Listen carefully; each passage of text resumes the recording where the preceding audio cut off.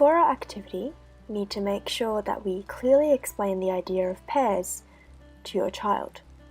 It's important to pick a main concept in an activity to focus on and make sure to define it clearly. In this activity, pairs is one of them. You got to make sure you keep your definitions or explanations simple. For example, you can say a pair are two things that go together.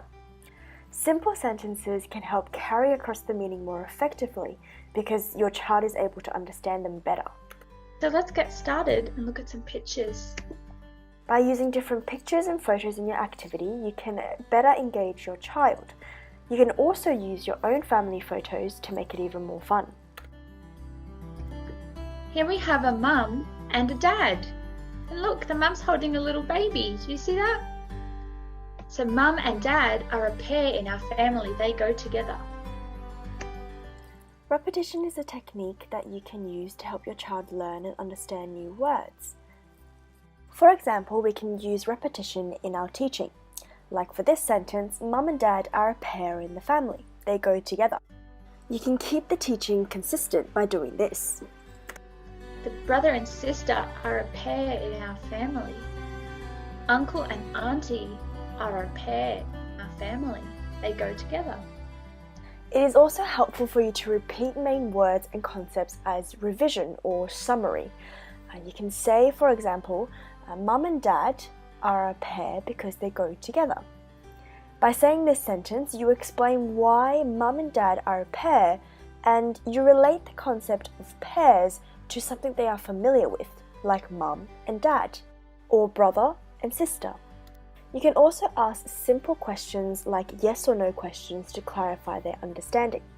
For example, does mum and dad go together? And you use this chance to give feedback to their response by repeating the definition of pairs. You can say, yes, that means mum and dad are a pair because mum and dad go together. You may find yourself being a little bit too repetitive, but this is actually really beneficial for your child. Consistent use of the same words can help their understanding and use of those same vocabulary. So far, we've looked at giving clear teaching and explanations and having repetitions throughout our teaching as a way to help develop your child's language. So let's continue to see other types of strategies that we can use. Here we have a brother and sister. The big brother is holding his little sister's hand. Isn't that nice? It's their family, their brother and sister. Here the clinician is talking about and describing what's in the picture. This can help to engage your child and prompt them to think about what they see and relate it to what they are learning. For example, you can use words that your child has just learned as you talk about the picture. You can ask questions like, who do you hold hands with? Do you hold hands with your mom, your dad, your brother, your sister? Do you have any brothers or sisters? Asking questions like, do you have any brothers or sisters, helps the child to think about how these words relate to their own life. You can also ask other questions about brothers and sisters that they may know of, like from their extended family or of their friends. How about this, uncle and auntie? The uncle looks pretty strong, doesn't he? The auntie has nice purple hair. Using adjectives like strong, big, tall, and colors like purple and orange can help engage your child in other concepts as well. These are the 4 strategies that we looked at today to help us to teach children new concepts and vocabulary.